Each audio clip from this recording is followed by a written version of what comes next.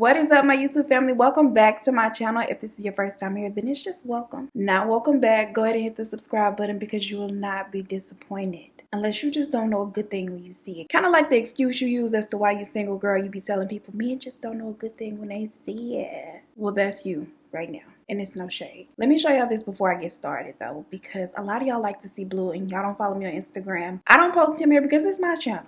He already has taken over my Instagram and my Snapchat. And so I'm not going to give him the platform where I got the most followers. This here is about me, not him. However, I saw this massager on Instagram. It's a scalp massager for people, but somebody had got it for their dog. And it was so cute. And so I ordered him one off Amazon and I will link it down below. Cute little massager. No, it's not a sex toy. My friend keeps calling this Blue's Rose and I'm tired. He loves this thing. I have to show y'all this video of him when I first used it on him. He is so funny. This is his face every time I pull it out. Anywho, today mother's giving a little piece of shoulder because I have just a little bit of this Hawaii tan left. The Hawaiian sun is the only sun that has ever tanned me, and I'm not used to this. I'm still going by deep caramel out in these streets. I'm still very much using the deeper skinned emojis because they are appropriate at this point in my life, and I'm just enjoying all of the things. Unfortunately though, I have begun to peel a little bit, so I think sis is on her way out, but I'm gonna ride it till the wheels fall off. Let me give y'all one more little update on my life because y'all apparently like to know what's going on over here. It's always a mess. We talked about the cockroach, right? Which I guess actually turned out to be a palmetto or a water bug. I don't know. I've been told that it was one of those two and that there's a difference. I don't know the breeds of cockroaches out here, child. I don't know the breeds. So I don't know what to tell you.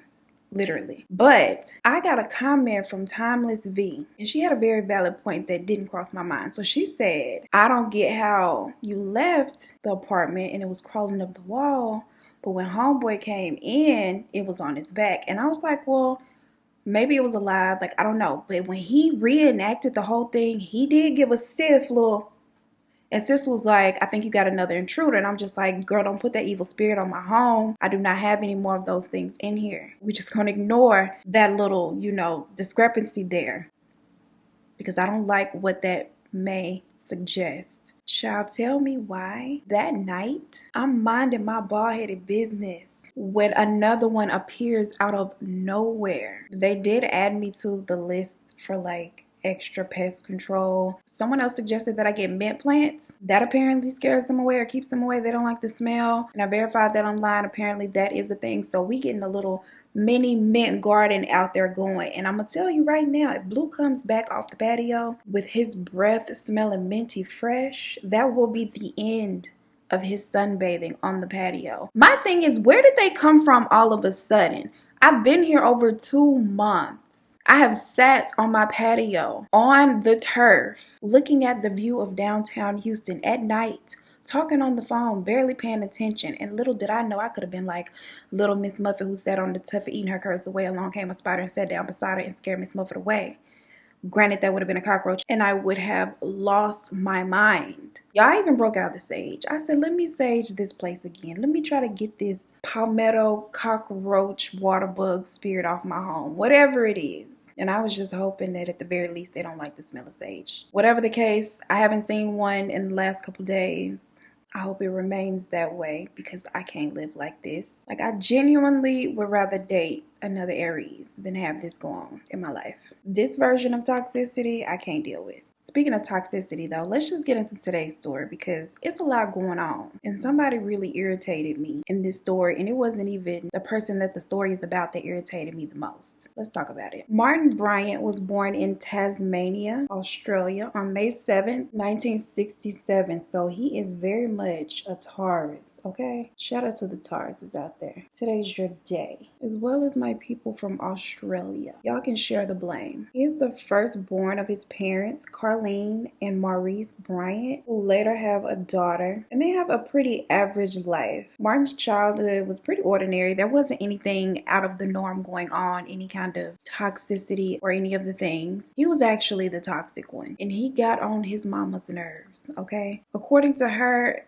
her son was a very annoying and different child, pretty much from the start. He always seemed to enjoy taunting and aggravating the people around him. So much so that his own parents don't even really enjoy his company. They kind of hate to see little sis coming down the hallway. And when he was forced to spend time on his own, his mother would often find the toys that he would play with, like ripped apart, very obviously intentionally broken. By the time Martin reaches school age, there are other things that his parents are noticing about his personality that they find kind of weird. He appears to be detached from reality a lot of times, very distant and unemotional. And in school, he is extremely disruptive and oftentimes violent and physical with not only the other students but the staff as well. Now, little Martin regularly tormented his sister. She got the most of it. Unfortunately, when she would have company come over, they would try their best to just stay out of his way. But he would always find his way into her and her company's business and disrupt the vibe. And during this time, his parents, they knew their kid was annoying, but they kind of just wrote it off as him being the typical older brother doing what older brothers do by teasing their younger sister. And so they brushed it off as just that and not anything out of the ordinary. Now, at just 10 years old, he is expelled from school and he is assessed by several psychologists as a result of his behavior.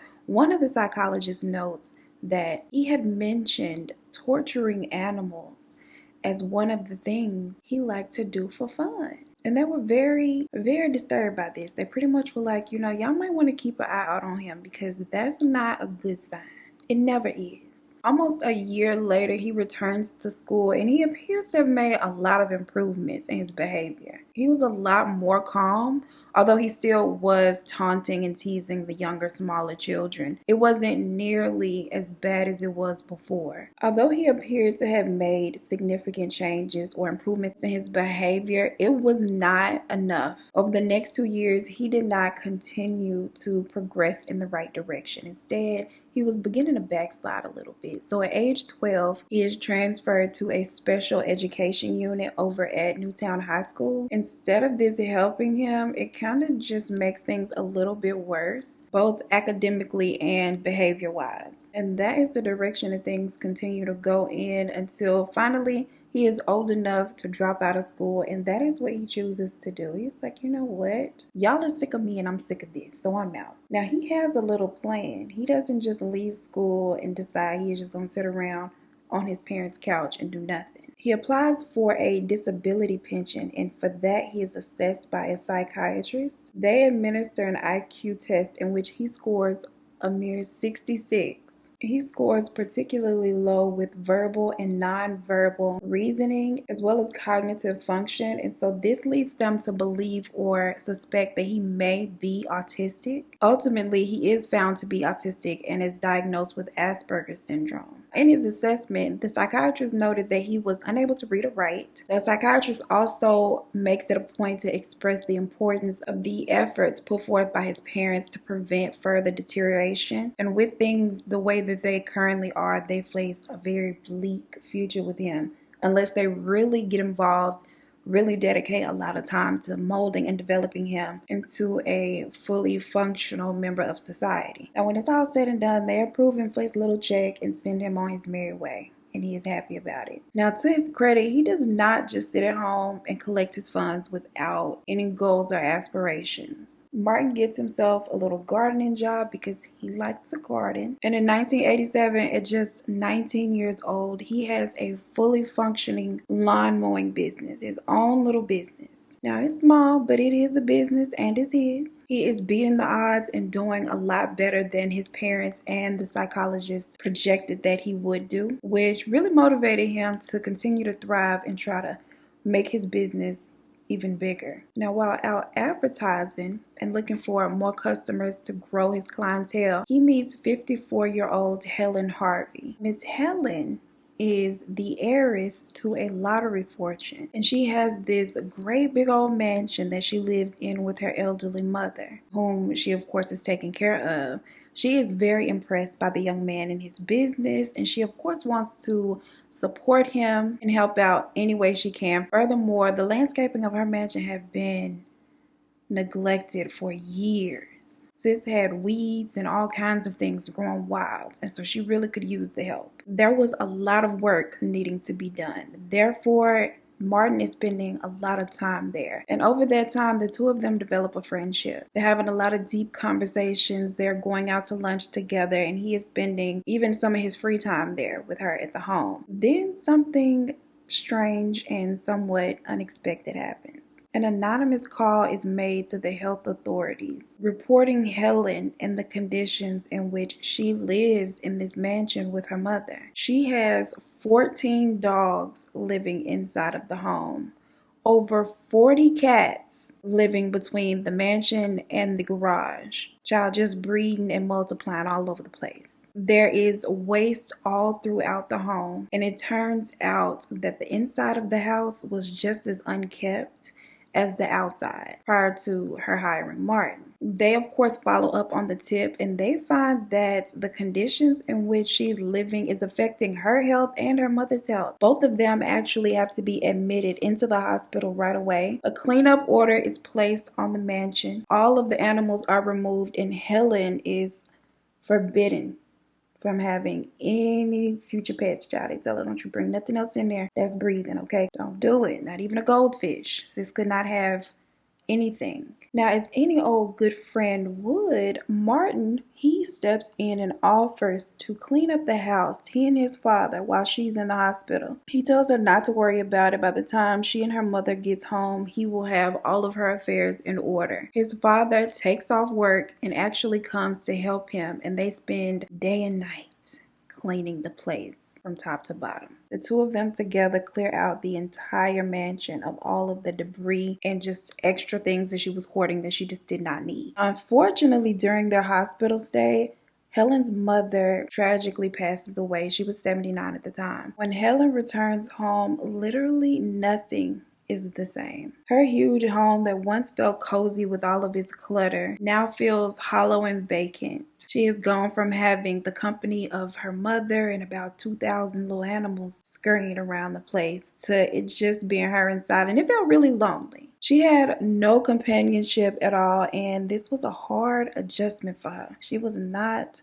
taking it well. She did try for a while, but she found out rather quickly that just living by herself and just being her, it was not gonna do. She didn't really have any family that she can call on. Martin reassures her that he is her friend, he's there for her, and that she just didn't have to worry. She still had him, which then gives her an idea, and she figures this might be a long shot, but it's worth a try. She invites Martin to live in the mansion with her, and to her surprise and delight, he accepts her invitation and moves right on in. From there, the two become inseparable. To be clear, it was purely platonic, their relationship. They were just good friends. Over the next 3 years, they spent just about every day together. They had established a whole routine. They would get up in the morning, get dressed, go have lunch at a nice restaurant or cafe. Afterward, they would spend the remainder of their evening shopping. From time to time, they will go on these expensive vacations, all on Helen's dime, of course. And within those 3 years, Helen had actually purchased over 30 cars. They were besties out here blowing money fast, giving very much share in Dion. By now, it is time for little Martin to be reassessed for his pension. And again, the psychiatrist finds some of his behaviors and some of the things that they speak about to be a little bit disturbing, and makes a note that reads, "Father protects him from any occasion which might upset him, and he continually threatens violence." He had also told the psychiatrist that he would like to go out shooting people.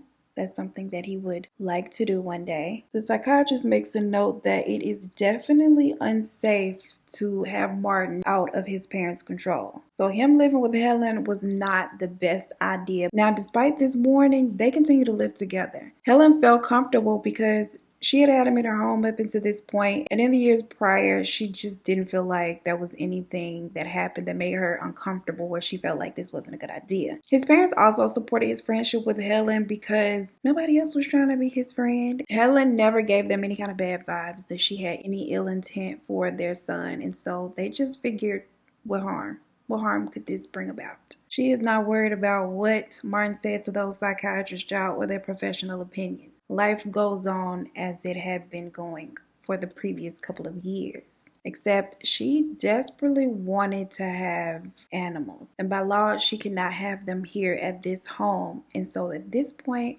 she decides to fix that by purchasing a new home. Her and Martin move into a 72-acre farm, a farm named Taurusville. And I don't know if they named it Taurusville because Martin is a Taurus, or if it was already named that by chance.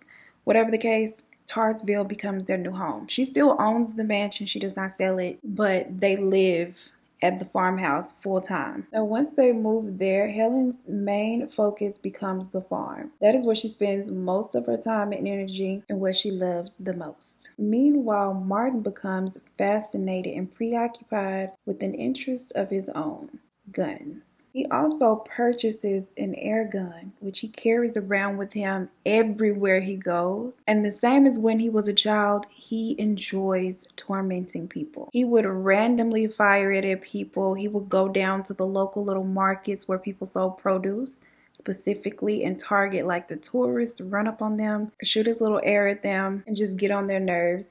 And at night, he will go out and harass the neighbors' dogs. He will go up to their property and shoot the air at the dogs, causing them to bark and go crazy. And then in the daytime, he would come back to the dogs all nice and calm and try to pet them and pretend like he don't know why the dog don't want to fool with him. Child, the dogs would be like, "Are you serious right now?" And he would just pretend like he had no idea why they were not trying to fool with him. Martin is very much a strange little guy, but he manages to keep a stable life there on the farm. That is until October 20th, 1992. He and Helen are in the car. She is driving and he's in the passenger side seat when suddenly her car veers onto the other side of the road into oncoming traffic and hits a car head on. Both of them are very badly injured. Martin is rushed to the hospital where he remains hospitalized for the next 7 months, recovering from severe neck and back injuries. Helen, unfortunately, is not as lucky and she does not survive the car accident. Now, she had stated many times before that when she was in the car with him, she would not exceed 40 miles per hour because Martin had a tendency to grab the wheel and like jerk it. Seeing her panic in those moments, it really amused him. He thought it was funny. And she didn't, especially after she had 3 car accidents as a result of him playing this little game. And so with this being known information, he is questioned and briefly investigated by the police for his role in the accident and possibly causing it. But ultimately, no arrest is made and nothing is really done about it. They ask him a few questions. He, of course, denies having any involvement and they just go on about their business. Now, while he is laid up in his hospital bed recovering, his father moves into the farmhouse to try to help keep things in order while nobody was there. Now, it turns out that Helen's assets totaled a little bit over $550,000. This was in the early 90s, so today with inflation, that would be a little bit over $1 million. And all of this money is granted to Martin because, like I said, she had no other family, she had no friends, and he was listed as her sole beneficiary. When all of this money is granted to Martin, his mother, Carlene, is like, "Not so fast. What you gonna do with all that money?" She actually applies for a guardianship order that will move all of his newly acquired assets from his name to her name. And because of his well-documented mental issues, it is granted. It is not difficult at all for her to convince the courts that this is the best idea. After 7 long months of being in the hospital, he is finally discharged and he returns to the farmhouse only to find out that all of his money, including all of the money that was in he and Helen's joint bank account,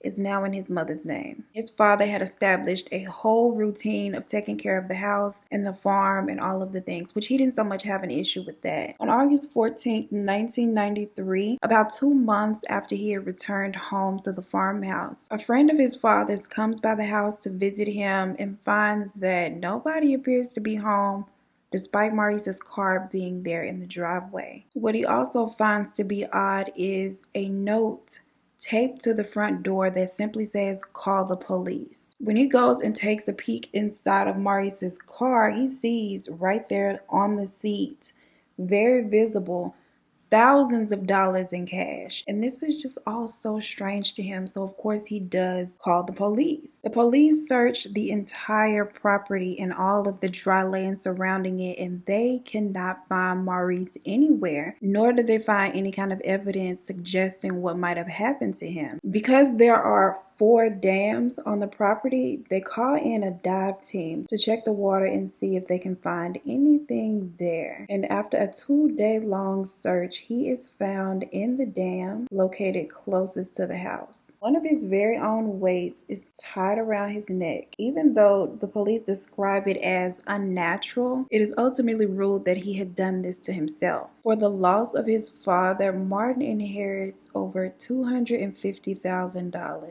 This is right under $500,000 today. After receiving his payout, Martin sells the farmhouse for $143,000 and moves back into the first mansion that he had once lived in with Helen. Now, up until this point, he had dressed really casually. He wore these white overalls most of his days. I'll insert a picture of his style. This is pretty much how he looked all the time. But after losing his father, he switched up his appearance dramatically. He began wearing these expensive suits and lizard skin shoes, these fancy little hats, and he would carry a briefcase around literally everywhere he went. Child, looking all fancy like he had somewhere to be, and he in fact does not. With the only 2 people who really ever spoke to him and had a personal relationship with him now deceased, Martin began to crave companionship from another person. He had never gotten that because throughout his childhood and teen years, people thought he was really weird, so they shied away from him. He really struggled socially, and so he felt like the key to filling this void is to first gain acceptance, which is a big part of why he switched up his appearance. He wanted to appear like he was doing well in the world, like he had this nice career and was thriving. And he would meet random people and boast to them about this all the time, how he's just doing so well and businesses are just booming. This, of course, does not work for him. He is able to score a few short little conversations, but they don't ever blossom into any relationships or friendships. They would just politely listen to him for a couple of seconds and then go on about their way as soon as they saw an exit. And then Martin started doing something that was really strange. He began going to this one restaurant all the time. He would go every other day by himself, dressed up in this electric blue suit with ruffled shirts, as if he were in a 60s film, child, dressed like Austin Powers in there, okay? The restaurant staff, they thought we just gonna let him come in and do his thing undisturbed. But the other customers, however, were not as pleasant. They would laugh at him, they would make jokes, they would mock his awkwardness, child, and his looks, just all of the things. The restaurant owner and the staff, they did try to be nice to him, try to be really welcoming to him, because they felt like it was kind of obvious that he didn't have any friends in his personal life, and so they felt bad for him.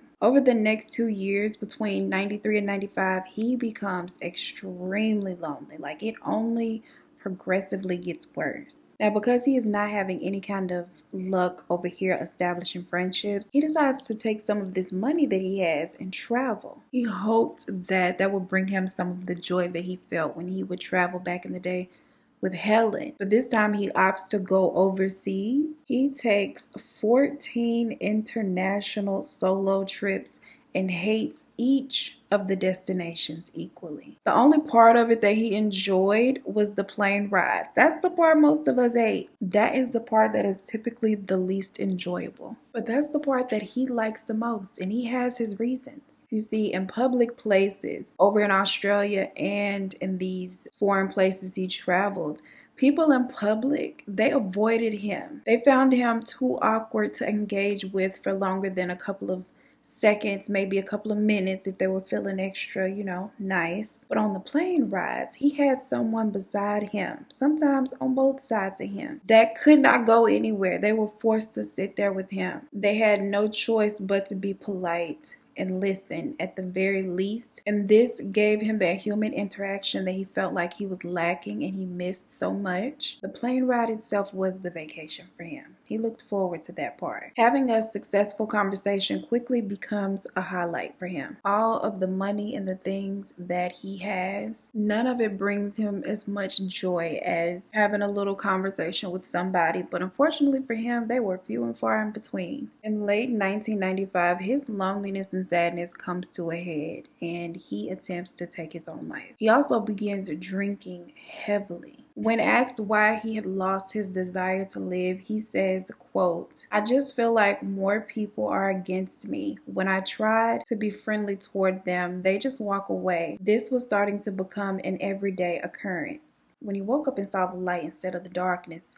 he just decides, you know what, let's just stick to the drinking. He drank bottles on a daily basis, spending most of his time alone with his own thoughts in a big empty house. He would occasionally go out and try to strike up a little bit of a conversation with his neighbors. And during one of these short, awkward exchanges, he tells that neighbor, "One day I'm going to do something that will make everyone remember me." Now, the neighbor thought he was just being a little awkward, per usual, didn't think anything of it. But unbeknownst to him, Martin had begun planning that something, and he was right. He would be widely known and remembered. A couple by the name of David and Sally Martin, they owned a bed and breakfast called the Seascape. Now, prior to them becoming the owners of this property, Maurice, Martin's father, wanted to purchase the bed and breakfast property, but he couldn't because he lacked the funding to do so. Maurice had complained to Martin on numerous occasions of the damage done to his marriage and their family behind them purchasing this property over him, and he just could not seem to get over it. And not only that, Martin actually believed that the couple had purchased the property to deliberately hurt his father, and he blames the couple for causing his father so much stress and heartache that directly led to him taking his own life. He believed this to be the sole cause of his father's depression, and he was particularly missing his father. They had a very close, nice relationship. Aside from Helen, his father was the only person that never avoided him and never appeared to really judge him by his awkwardness. Now, on one particular morning, he is up early, drinking, child, getting a head start, getting full of the liquor bright and early. He is thinking about his father, and he is thinking about the Martins and all of the things that he in his mind feels like they have cost him. At around 11:45, he arrives at the Seascape bed and breakfast. He just lets himself in and finds the couple there alone. He takes out a handgun and shoots them both. Moments later, he hears a car pull up in the driveway. Once he hears the doors open on the vehicle, he decides that he cannot, by any means necessary, allow whomever it is to come inside and see what he was in here doing. He calmly pulls himself together, goes outside, and approaches the vehicle. It is a young couple who is interested in staying at the bed and breakfast, and so he just plays the role as someone who is involved with the business. He introduces himself as the son of the owners. Their last name is Martin and your first name is Martin. So who are you, sir? Martin, like, make it make sense. They tell him that they are interested in a stay and that they would like to come in and take a look around. But he tells them, oh no, not today. It's not a good time. My parents are not here and they handle the business, so you have to come back later. Much later. Now, the couple found him to be very rude, and they also felt like he just made them uncomfortable. They felt like something was off and something was wrong, but they did believe that he was in fact the son of the owners, and so they just take it for what it is and leave. The time in which they pull out of the driveway is approximately 12:35 p.m. So the time between him arriving, doing what he had done, and them leaving was only 50 minutes. After they leave, Martin locks the door and takes the keys with him. Now, alongside the road while he is driving, he spots a young couple whose car had overheated. Instead of offering them any kind of help or assistance, he tells them that once they get their car up and running, they should go down to Port Arthur for some coffee later. Port Arthur is a historical area. It was originally built by prisoners, 4 prisoners. But in 1877, the building was abandoned. And then a couple of years after that, funding was received to preserve the site as like a tourist area or tourist attraction. It's kind of cool looking. I'll insert some pictures. It is one of Tasmania's most promoted and well-known buildings, so she's pretty popular. And this is where Martin is headed. Martin proceeds to his next destination, stopping when he spots a familiar face. This guy that he had not seen since he was very little. He makes small talk with the man and he asks the man about his wife. He tells him that she is up the road in their home. Martin then asks if he can proceed up the road and go visit her just to say hi. But the man had this really weird and uneasy feeling, and so he tells him that yes, he can come say hi, but he would definitely be coming along with him. Child, you're not about to go up here and see my wife on your own. At that point, Martin is like, well, never mind. He tells the man that he will stop by and see her later. But right now, he has somewhere to be. He continues on his journey to Port Arthur, and once he arrives, he enters the Broad Arrow Cafe, carrying with him a large blue duffel bag. He sits down in the balcony area, orders himself a large meal, which he sits there and consumes in its entirety. Once he finishes, he cleans up his table, takes his tray, and puts it away. He is now on the inside. He then moves toward the back of the cafe with very few people, if any at all, paying him any attention. In the very back corner of the cafe, there is a vacant table. He takes a camera out of his bag, sets it up on the table facing the rest of the restaurant, and presses record. Then from the duffel bag, he removes an AR-15 semi-automatic rifle. From the hip, he begins unloading on everybody inside, customers and staff, and within 15 seconds, 12 people were fatally hit and 10 are wounded. Martin then walks to the other side of the cafe, fatally hitting another 8 people and wounding another 5. Martin is completely calm throughout this whole ordeal, despite the chaos that is erupting around him. Granted, he did cause it. He takes his time and changes magazines before even fleeing the cafe. Once he does, he hops into his car and continues to fire out the window at random pedestrians that he saw going down the street. When they would run, he would chase them down, men, women, and children. He then decides that it is probably in his best interest to switch vehicles because, of course, now his would be the one that they are looking for. He spots a gold BMW. Unfortunately, there are people inside of the car. He shoots and then takes off in the car. He drives a short distance before he spots a white Toyota that is parked with a couple inside. He approaches the vehicle, forces the man into the BMW, shoots the lady, then heads back to the bed and breakfast. Now, when they arrive, he orders the man inside. He is horrified at the sight of the owners who are there still left in the condition in which Martin had left them. Martin then sets the stolen car on fire, and literally within minutes of them arriving back to the bed and breakfast, so do the police. They get Martin on a cell phone and they are negotiating with him for hours, trying to negotiate with him. Martin has only one demand: to be transferred in an army helicopter to an airport and then be allowed to leave the country, child. Just go free. And they, of course, were not about to let that happen. But I don't see why they couldn't just lie to sis and say, yeah, that's what we about to take you, and then just lower his ass down into a jail cell. Like, can you not lie to these people in hostage situations? I don't know. If you can't, you should be able to. After spending hours on the phone with Martin trying to come to a mutual agreement and understanding, and him refusing to let the hostage out, child, the phone dies. His phone dies.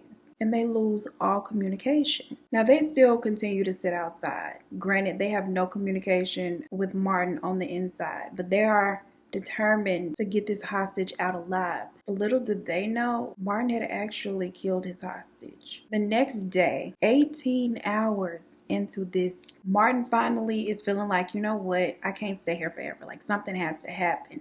He decides that something is setting the damn bed and breakfast on fire and trying to create a diversion where he could just run away out the back door and escape in all of the confusion. But unfortunately for him, he suffers burns on his back and his buttocks. Burnt his buns, baby. And so he is very quickly captured and taken down to the hospital. Now they treat him for his burns, but he is kept under very strict surveillance. They had heavily armed guards there at all times to make sure he don't try no funny business. Now, despite his IQ and his previous psychiatric evaluations, he is given a standard trial that begins on November 7th, 1996. He originally pleads not guilty, but he is persuaded by both his mother and his court-appointed lawyer to plead guilty to all charges brought against him. 2 weeks later, a Supreme Court judge sentences him to 35 life sentences, plus 1,652 years to be served concurrently. So it sounds like a lot, but it's all happening at the same time. So it's really like one life sentence plus that 1,600 years. All of that without the possibility of parole ever. So he ain't getting out. At first, he doesn't take any of this seriously. He jokes about it in an interview. It was very obvious that he had no remorse whatsoever for any of his actions. And he pretty much just acted like the whole thing was a joke. Child, but all of that changed once he touched down in them prison walls. He comes to the conclusion very quickly that he would rather die than to live out the rest of his natural life in prison. But they were determined not to allow him to take the easy way out. And so the games began. For the first 8 months, he is held in a special prevention cell, which has 4 glass walls. It's just a glass box, pretty much. Unbreakable glass, kind of like Joe was keeping sis in on you. After the initial months inside of the little fish tank, he is moved to solitary confinement and remains in protective custody for his own safety. They were not about to let him or anybody else take him out the game. 10 years into his sentence, a new prison is built and he is transferred there. He spent some time there under the same conditions, and then in November of 2006, they moved him to a secure mental health unit for people or inmates who are very mentally disturbed.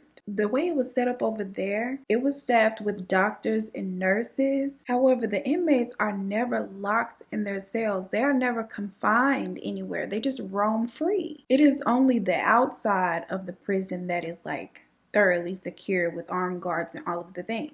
I don't know why they thought this was a good idea for Martin, but it wasn't. He started attacking nurses. He attacked other inmates all of the time. He was just a bad boy. In 2007, he gets his crummy little hands on a blade and decides that he is going to yet again try to end it all. This was his 5th attempt since he had been incarcerated. And just like with all the other times, they intervened before he was successful. However, just 2 days after that, he attempts for the 6th time when he gets his hands on yet another blade, slides it right across his little neck, child. They stop him yet again, take him to the hospital, get him some help, brings him back away from the light, and transfers him to a psychiatric wing at a different prison. Now, as of this year, 2021, he is being housed in a maximum security prison with only the softest of objects, nothing sharp. Look at him.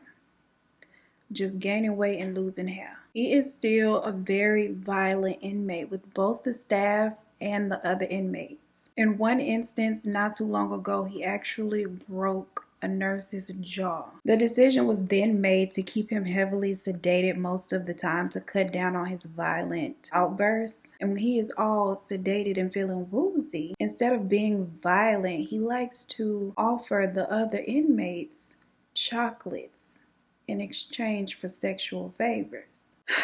My goodness. His mother, Carlene, child, where do I want to begin with this lady? She visits her son every few weeks, and she has the whole time he's been incarcerated. She believes that had he not lost his father, none of this would have happened, and she has stood in support of her son since the incident. Initially, sis ran around saying that he didn't do this, that they had no proof that he was ever at Port Arthur. I don't think she really believed that, but she went around telling everybody that she believed her son to be innocent. She's even done an interview on 60 Minutes, talking reckless in saying that she believes her son is innocent, that they have no evidence, no proof that he was ever at Port Arthur that day, despite the fact that her son has admitted to all of the things since day one. Sis said, y'all can't listen to him. He don't know what he says. I did not watch her interview in its entirety because she was irritating me. And I'm in the process of catching up on The Handmaid's Tale, and June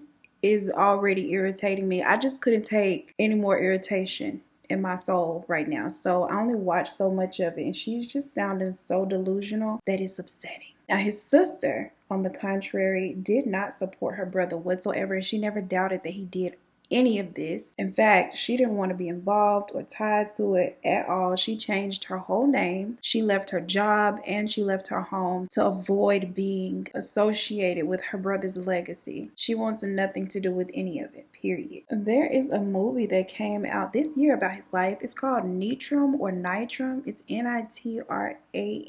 I don't know how you pronounce it for sure. And I guess it goes without saying at this point that I did not watch the movie and I don't plan to. I've had enough of his shenanigans. But you know the one thing that still lingers in my mind about this case? Maurice. Like, I still question, did Maurice really do this to himself? Or did his son do this?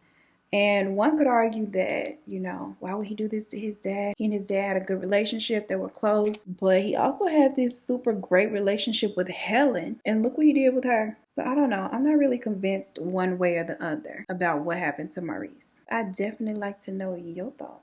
Y'all, speaking of The Handmaid's Tale, when it first came out, I watched the whole season 1 and I loved the show, but I'm not a TV watcher. I don't really watch TV. Like, I have like maybe 4 shows that I'm gonna watch. I'm gonna watch Catfish. I'm going to watch Snowfall. I'm going to watch Love After Lockup. I thought I had a 4th show that I like. Oh, American Horror Story. I watched that, which I'm completely and utterly disappointed in this season. I don't know. This is the first season that I felt like I don't know if I'm going to continue to watch. And us as fans, we have been through some trying times with this show, i.e. Roanoke. I wasn't even a fan of Freak Show like that, but every season I was still committed to following it through. Like, I never had a question of whether or not I'm going to just stop watching. This season, I don't know. I might have to just catch y'all in season 11. I'm unsure. I'm not a fan of the tweakers in the street giving thriller in broad daylight. It's like, why are they doing this in the middle of the street in broad daylight and nobody sees it? Where are the neighbors? Is it just the family?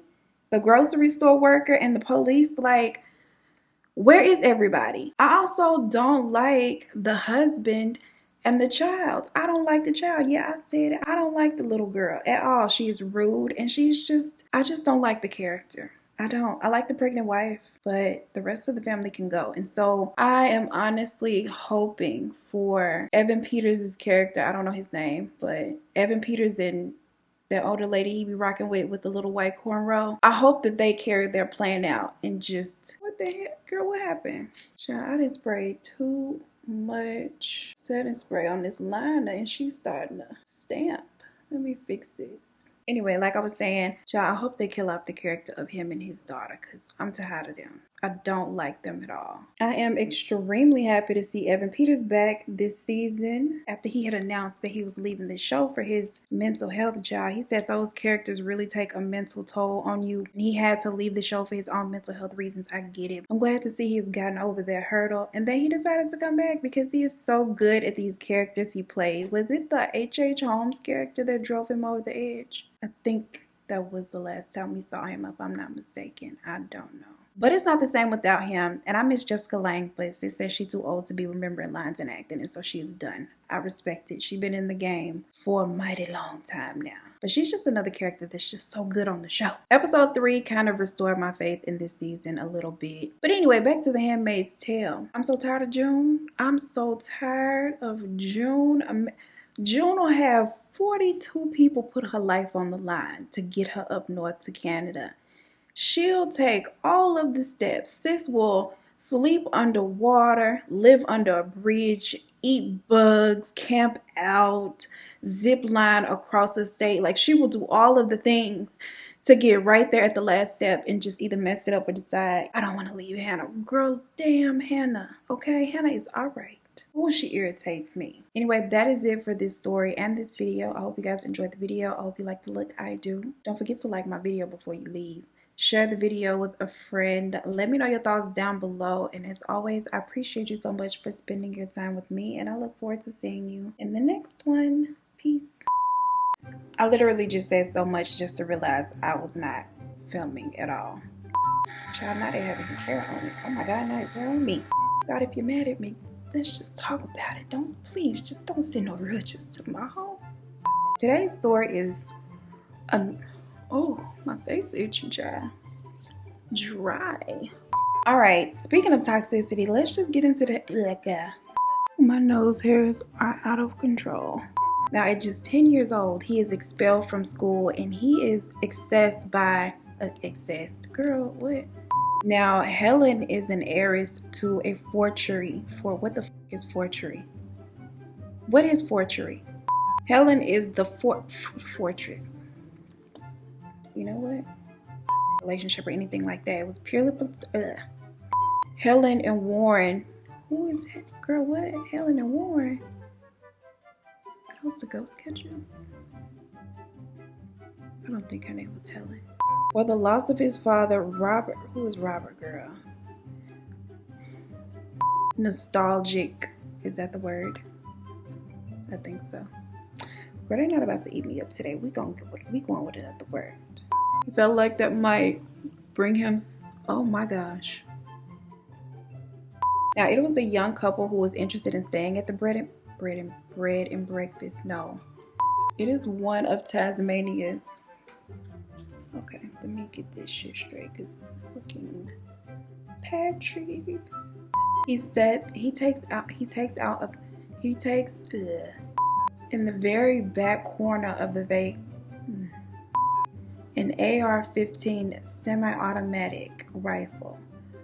My favorite that I've ever shot, but this ain't about me and I ain't no killer, but don't push me.